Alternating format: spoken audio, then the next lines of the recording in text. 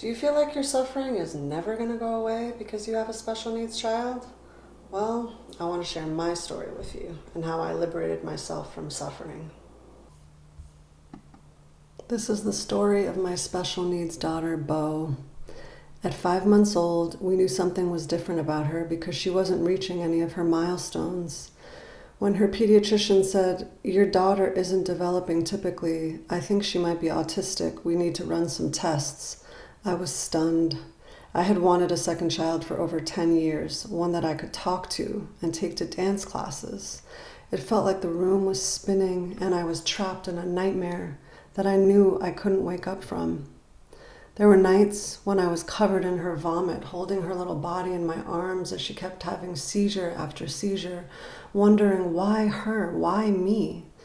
Sometimes Beau would have over 100 seizures a day.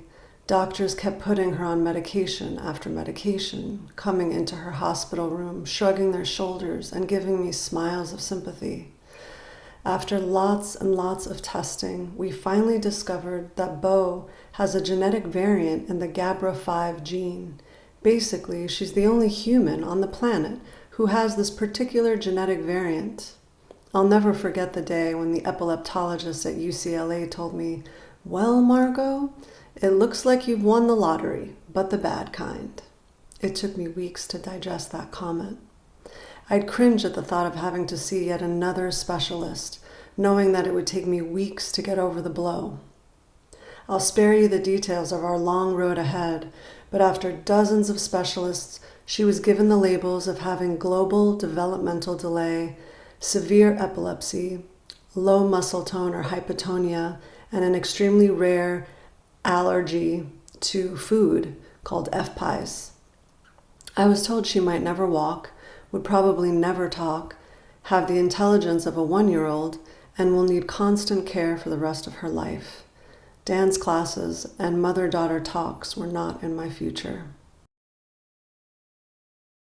I'm a big believer in releasing, hence the name of my YouTube channel, Let Go. So I knew that if I didn't mourn the loss of the daughter I thought I was going to have, that it was going to kill me. I strongly believe that suppressing your emotions is one of the worst things you can do to yourself. It just pushes them down into your body where they fester and potentially turn into a host of physical ailments. So I rode that wave and there was no stopping it. I would burst out into tears on a regular basis.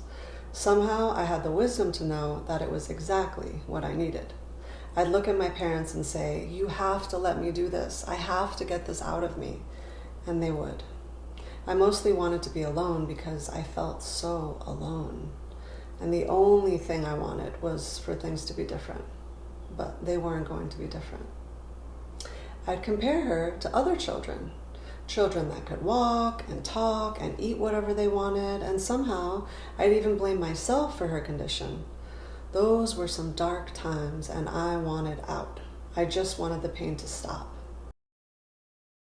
I distinctly remember one day being alone in my state of pure misery when this feeling came over me. The best way to describe it was like holding something loosely at first, and then looser, and then finally letting go. I noticed that miraculously, when I surrendered to the way things were, when I accepted Beau as she was and didn't try or want to change her, the pain would disappear. I mean, gone. It was this instant moment of relief. It felt like someone had been pushing my head underwater and then suddenly let go so I could breathe again. In the beginning, I'd only have moments of this newfound relief, and what a relief it was. I knew that through acceptance of what was, I could live a different life. The process of practicing acceptance. As promised, I'm going to give you a step-by-step process for practicing acceptance. But before I explain the process, it's important to note that its foundation is rooted in awareness or beingness. This means it requires experience to understand it. The process I'm about to outline is only going to point the way. This is because language is twice removed from this beingness. Words are representations of ideas, and words are given meaning to those ideas through sound. To experience a change in perception, you will have to experience these steps firsthand to understand them. To know something is to experience it. Step 1. Commit to trying this process at least once. You may be so in the throes of suffering that you are blinded to any relief that may be of help to you. But I promise you that if I can do it, so can you. Step 2, get it all out. That means staying open and being vulnerable. Listen to what you need. If you need to be around friends or family, do that. If you need to be alone, that's perfectly fine. Cry, journal, punch a pillow, scream into it if you need to. Step 3, notice, notice, notice.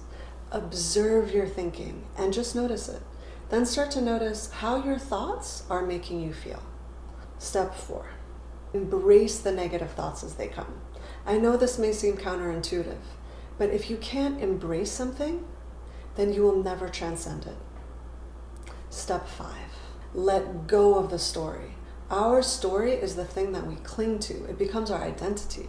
We walk around feeling like victims of the cards that we were dealt. Let go of the need to replay certain scenarios over and over again. Let go of the need to compare your child to a typically developing one. Start to observe the relief you feel when the story isn't there. All suffering comes from identifying with our problems.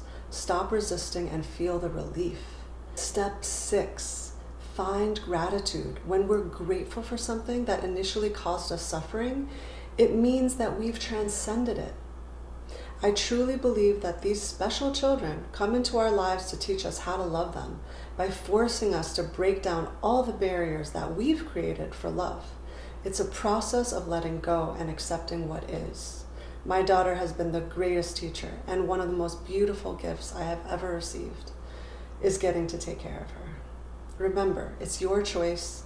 You can choose suffering or you can choose freedom. It's entirely up to you.